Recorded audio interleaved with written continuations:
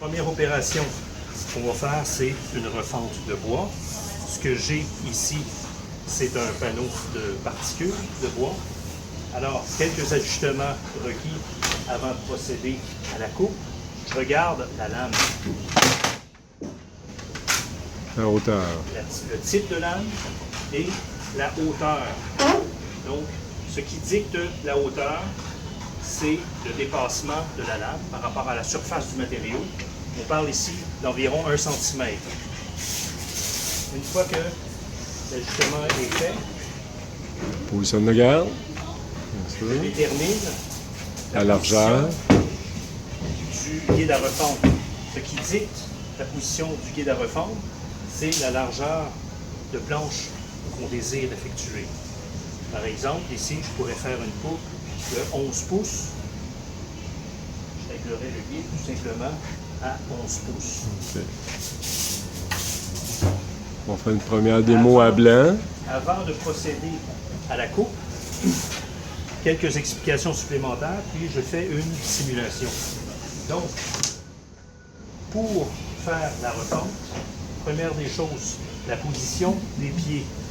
Les pieds pourraient être placés à peu près à 90 degrés l'un de l'autre. Le pied gauche légèrement vers l'extérieur de la lame et le pied droit derrière la planche, ce qui permet une bonne stabilité. Deuxième chose, la position des mains. Très important. La main droite, la fonction de la main droite, c'est de pousser le matériau vers l'avant. La fonction de la main gauche, c'est de maintenir le matériau bien appuyé contre le guide. Donc, le côté de la planche ici, tout au long de l'opération, bien appuyé contre le guide. Alors, ce que ça va donner, c'est quelque chose dans ce type-là. Donc, j'avance.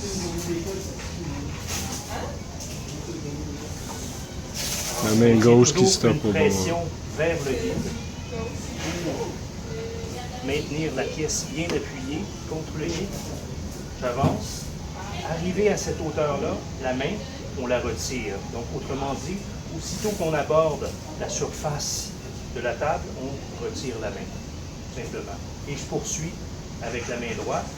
Ici, je pourrais pousser légèrement.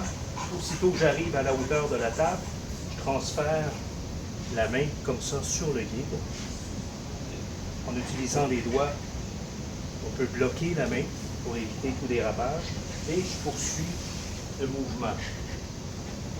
Ensuite, je récupère. Ensuite, j'éteins la machine. Et je récupère ma pièce. OK. Tu peux l'enchaîner comme en coupant pour vrai, là. Oui, c'est ce que je vais faire. On va mettre ça à 11 pouces. Donc, dans un premier temps, je pars la machine. Tu peux expliquer les boutons de départ. Deux boutons sur l'interrupteur. Le premier qui active le dispositif. Ensuite, un clignotement au niveau de l'interrupteur qui est relié au dépoussiéreur. Donc, il faut absolument attendre que la lumière rouge cesse de clignoter. Quand la lumière rouge a cessé, automatiquement, je peux partir la machine.